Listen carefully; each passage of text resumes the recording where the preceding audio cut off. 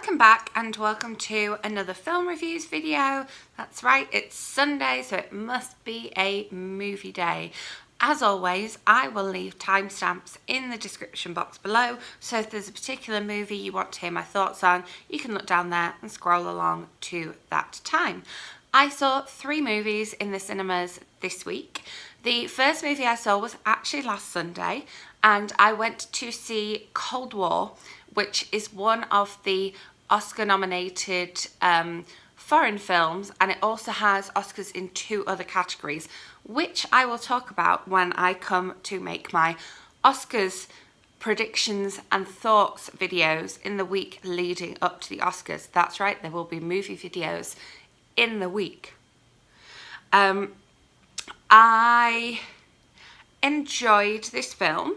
It is in black and white, and it is mainly set between Poland and France. So it is mainly in Polish, although some of it is in French, and it has subtitles, and it surrounds a travelling music group on the most part, and their music director slash conductor, but one of the members of the travelling music group in particular. So it's a kind of romance, but a romance with a difference. I haven't thought about describing the genre of this film. I was talking to my friend yesterday and I said it's kind of like a bit of a mashup between Fame, Schindler's List and Breakfast at Tiffany's, which sounds like a crazy mashup, but made for quite an enjoyable experience for me. I enjoyed the music in the film and I enjoyed the romance in the film, but our main character is quite like Holly Golightly in that she can't seem to kind of make up her mind. Our musical director wants to be more of a free spirit than he is allowed to be, and then we have the added fact of, yes, the difference between Poland and France at that time, and there's parts of it that are also set in Berlin, and so we get to see the kind of borders between East and West, and it was really interesting. Like I say, the romance aspect of it was interesting and different. I don't want to use the word quirky because it's overused, but it was a quirky romance, and I liked how independent she was. I couldn't really warm to him as a character, but I think that's okay. I'm not sure that you're supposed to. The actress playing our leading lady looks so like Kate McKinnon that I kept thinking it was Kate McKinnon, even though I knew it wasn't Kate McKinnon, and I kind of kept having to tell myself this is not some sort of comedy sketch, this is a serious movie going on here. But overall it was enjoyable. I liked the score, and I liked the story and the way it built over time. It definitely built tension, and then so by the time you got to the end you did feel slightly wrung out. The second film I saw this week was They Shall Not Grow Old, which is the World War I footage that has been restored and put sound to and generally made better and more acceptable for cinema screens by Peter Jackson.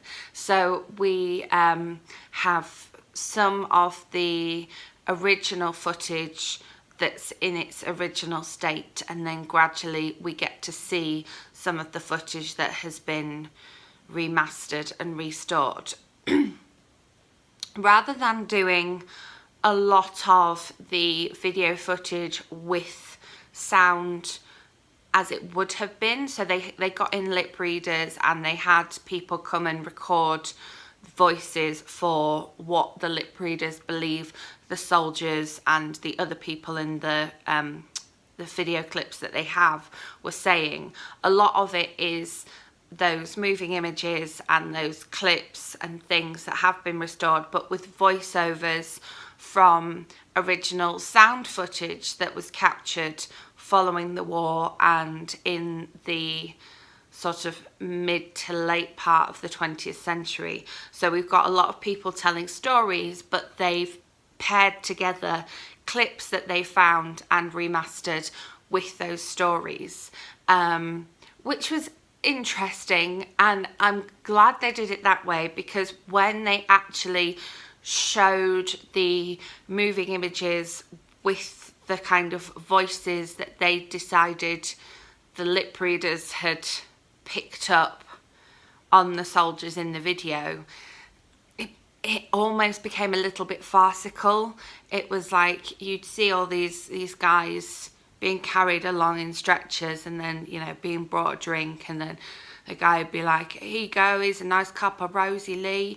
And it's it did become, again, I had to remind myself it wasn't a comedy sketch at that point. It was really interesting to watch. I'd kind of forgotten about the cannons that were used in World War One, and they play a big part of the film. And they really work on the big screen. So if you do get a chance to go and see this in the big screen, I would recommend it, because I know in the UK it's been out, because it's partly BBC, so it's been out on the TV, but over here it's been in the movie theatres. And yeah, the cannons and the general kind of like wide views of the battlefield are really good on the big screen. There was a section about lice, which, if you know me, you know that I don't do small crawly things. So like in a horror film, I just fully covered my face for the section that was about lice, because I knew that if I watched that bit, I was getting nightmares that night. That was not nice, but a reality of World War One. I wish that I had had access to that when I was studying World War One when I was in school, because I think that that would have given a lot of insight and a lot of answers to some of the questions that my mind had. But yeah, it wasn't perfect, but it was entertaining. And then I went to see Serenity. I just thought that this was a really weird film. And to be honest, I would have left the film had it not been incredibly snowy and cold outside. It was like minus 16 degrees C outside, and the snow was coming down. I was in a movie theatre with my cup of coffee in a reclining chair. I was very tired, so I just kind of chilled out in there. Yeah, going into it, I thought it was a kind of romantic drama. And then things kept getting kind of weirder and weirder. And so I think overall, it's either dystopian or sci-fi. I haven't even looked up, I haven't even bothered to look up what the actual genre of the film is. But it became, yeah, very kind of sci-fi towards the end. Matthew McConaughey plays a fisherman. So we get to see him on a boat and cutting up fish and fishing. And we know he's been to war, and we know his son isn't with him. But that's about all we know about the depth of his character. And then more stuff becomes apparent as the film goes on, but it doesn't necessarily make sense. And then you've got Anne Hathaway, who is playing this kind of almost soap opera style seductress. And it all kind of goes from there. I think any more I say about it would be spoilery, because you can't say an awful lot about the film apart from the fact that I thought it was going to be like a romantic drama, and it ended up being a bit of a sci-fi thing, and it's about him fishing. Yeah, I wouldn't recommend this one. If you're considering going to see it and you're on the fence, hop over to the side of the fence that is, no, I will go and see something else again. I will have left various links up here to other movie reviews videos where I have movies that I definitely recommend. So go check out those and go and see one of those, or go and rewatch something that you've already seen that you know you liked, because I would not recommend that one. So there you have it, the 3 movies that I saw in cinemas this week. I did also go and see the Oscar nominated animated and live action shorts yesterday, but I am going to talk about those in a whole separate video. So it's not that I haven't been to the movies, it's just that I'm not going to talk about those in this video. As I say, the week leading up to Oscars, I will have my thoughts on various categories in video form for you. I'm very excited about making those videos. I will be back with another bookish video tomorrow, and hopefully another one next week. And then I will be back with further movie reviews next Sunday.